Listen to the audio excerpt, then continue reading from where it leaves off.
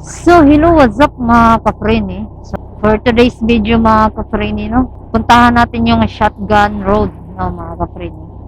Makikita natin dun sa Shotgun Road yung mga magagandang view, may mga building. Yung Manila talaga mga ka-freni, no? Makikita natin doon sa Shotgun Road. So, bisitahin natin yon, tignan natin kung maganda ba doon. Matagal na rin akong hindi nakapag-upload ng mga video. Dahilan nga sa nagka-problema kami. May dumating na dagok sa pamilya namin, no? Medyo nawalan muna ako ng ganang mag-vlog, no? Umuwi kami sa probinsya kasi inuwi namin yun yung kapatid namin, no? Na wala na dito sa mundong ibabaw, no? So, yung palang daanan na yun mga ka-freni, no? Yung crossing na yun, yung paakyat. Papunta yun sa AFP Road, no? Mga ka-freni, no? So, dito tayo dadaan mga ka-freni kasi dito yung daanan papunta sa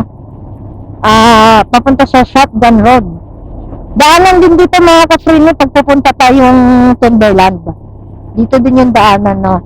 Ito po yung C6 Road. So, in fairness mga ka-freni, kasi sementado na dito, hindi na tayo mahirapan. Hindi gaya dati na hindi pa dito semento, no? Sobrang lubak, kaya hirap na hirap yung mga sasakyan dito.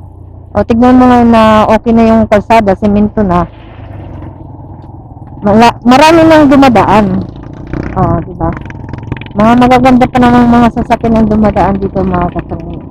So yun nga, balik tayo dun sa pinag-usapan natin, no?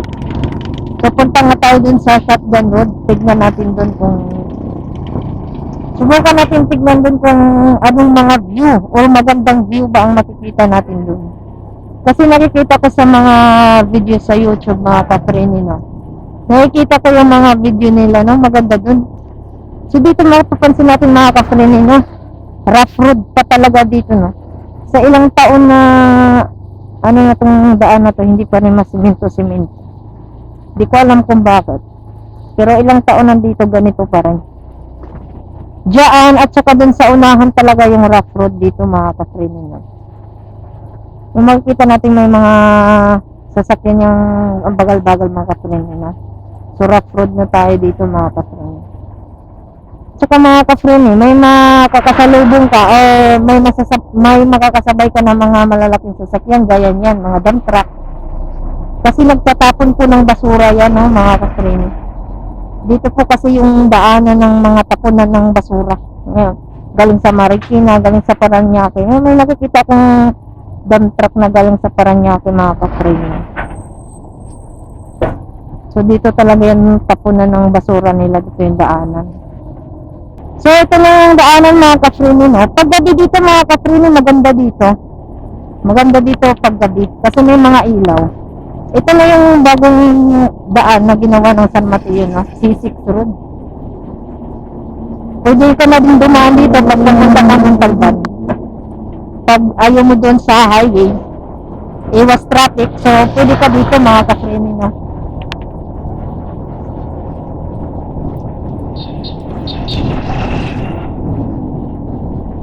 Bilisan natin kasi may sasakyang kotse sa ano.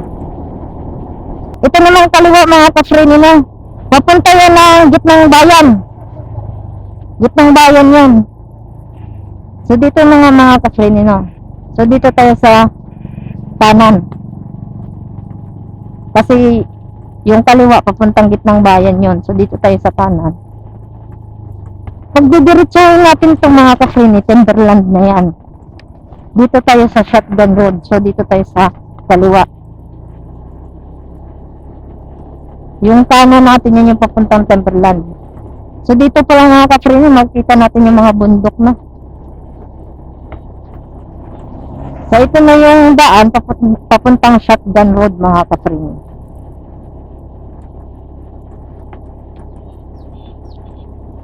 So dito naman na lugar na to mga ka-freni. Dito naman natin matatagpuan yung Abuab River, no? Diyan, papasok ka dyan. Pero tsaka Tsaka na tayo pupunta dyan. So dito pala mga ka-friend, ang kalsada dito is may sangang daan, no? Sangang daan dito mga ka-friend.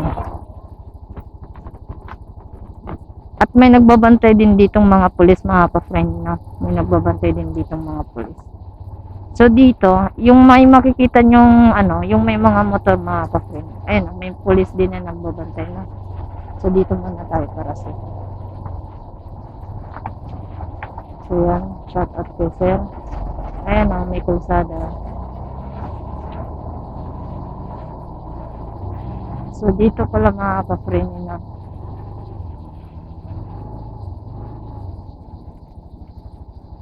So dito na kalsada mga ka-friend, yan na yung paakyat ng Shotgun Road. Tapos dito naman sa kabila, kung may makikita kayong daanan dyan, yan na yung padaan pag pupunta kayong Montalban. So dito tayo dadaan sa mga ka-friend, no? Dito sa malaking kalsada. Yun kasi maliit lang ng kalsada dun, papuntang Montalban. So dito tayo sa Shotgun Road.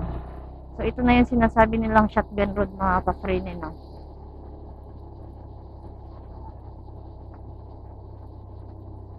So magdahan-dahan pala tayo dito mga ka-friend, kasi mga malalaking sasakyan yung makasabay natin dito. Minsan makasalubong. So paliko. Paliko to na paakyat mga ka-friend, no? So pag tayo pala dito mga ka-friend, pupunta dito, mag-iingat tayo. Dahil bukod sa mga malalaking sasakyan yung makasabay mo, sira-sira pa yung mga kalsada, no? Mga malalalim. Paakyat tayo para makita natin yung magandang view.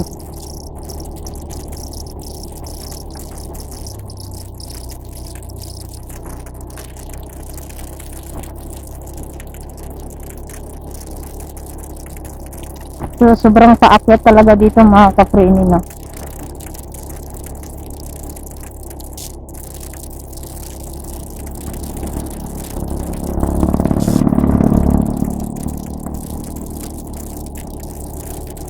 So may nakikita kasi ako sa YouTube. Naghanap kasi ako sa YouTube mga ka-friend ng pwede nating panggalaan, no? So gala muna tayo mga ka-friend kasi pampachill lang ng kaunti mga ka-friend, no? So nag-landslide pala dito mga ka-friend nung kasagsagang bagyo ng Karina, no? Mga ka-friend, no? So isang buwan din ako mga ka-friend hindi nakapag-upload kasi sa kasagsagan nga ng may problema sa pamilya, namatayan. So tas nabagyo pa. Ayun mga ka-friend, no? So andito na tayo mga ka-friend, no? Dito tayo, dito natin makikita yung magandang view. So akyat muna tayo dito ng kaunti, no? Dito tayo. Oops! So pala rin mga ka-friend, no? Bukod sa mga malalaking mga sasakyan yung dumadaan dito, mga sira-sira din yung kalsada. So kailangan talaga natin dito ay 100% na pag-iingat na. So nakikita mo mga ka-friend, yung taas na yan dyan. Dyan tayo aakyat na. Dito tayo sa So malubak mga ka-friend kasi nasisira yung mga simento ditong daan, no? Sirang-sira. Simentado siya kasi nga lang sira yung kalsada. So dito tayo mga ka-friend, dito sa taas. Taas na yan, taas na yan. Akyat tayo dyan sa taas.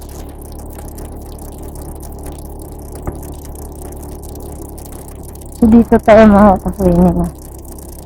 So pwede na tayo dito, no? May daanan naman dito eh. So liko na tayo dito mga ka-friend, no? Habang wala pang malaking sasakyan, liko tayo dito. Ayun. So, yun. So makikita niyo yan mga ka-friend, eh. Doon tayo kasi may daan naman dyan sa taas eh. So punta tayo doon. So, akyatin natin itong mga kapatid. So, doon nakatambay yung motor natin, ha. Wala naman sigurong magnakaw niyan o nakalak naman yan. So, akyat tayo dito mga ka-free, no? So, tignan natin. May daanan naman siya. So, yung daanan niya, napakahaba na ng damo. Ayay. So, ito. Ano to na landslide?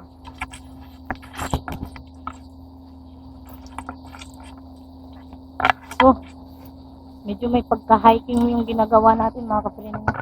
Nakikita nyo pala mga ka-free, no? May mga malalaking sasakyan.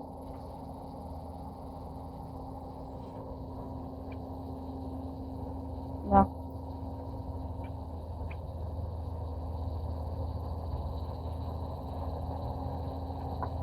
May mga malalaking sasakyan na dumadaan. Yung ating motor andyan lang sa may puno na yan.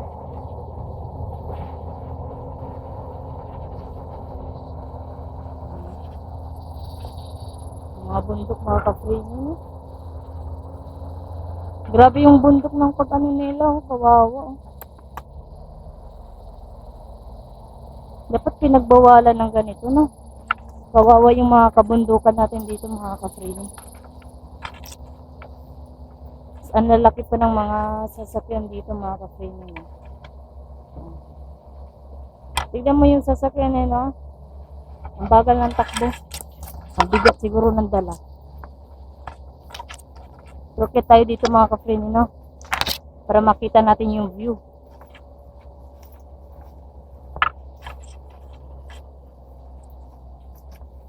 So may kasamang hiking pala itong ating ginagawa mga ka-free.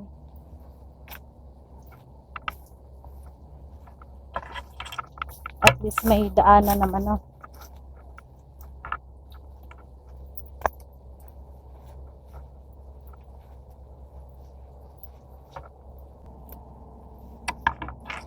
So kung makikita nyo yung likod ko ngayon mga ka-free,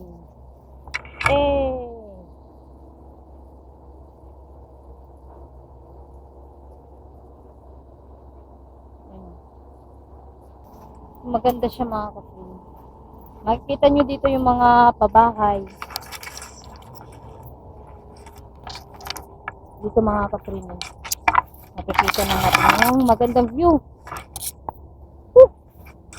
Yun, no? Ito na nga mga ka-free. Kita nyo ba yan mga ka-free?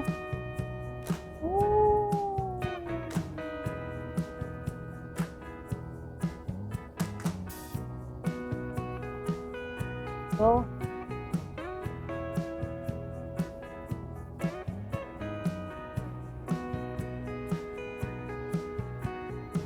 may makikita tayong mga building dun mga ka-free.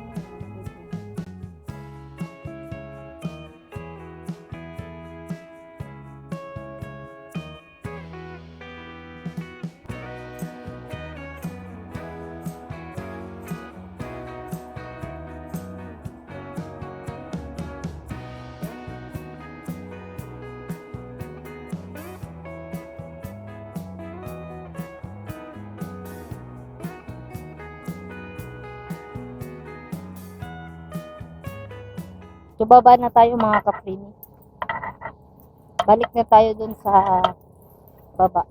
Makikita ko naman dito yung motor, kaya safe tayo. Ang haba ng mga damo mga ka-free.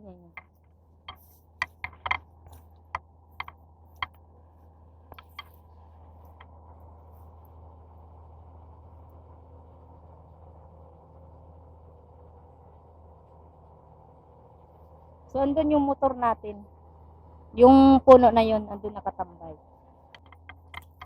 So, mga ka-free na, pag pupunta kayo dito, sa taas na yung mga tabi-tabi po, dadaan po ako. So, ganito ka. So, makikita nyo mga ka-free yung damit ko na. Ang daming ng damit ko, tatanggalin ko muna tong mga dumikit dito.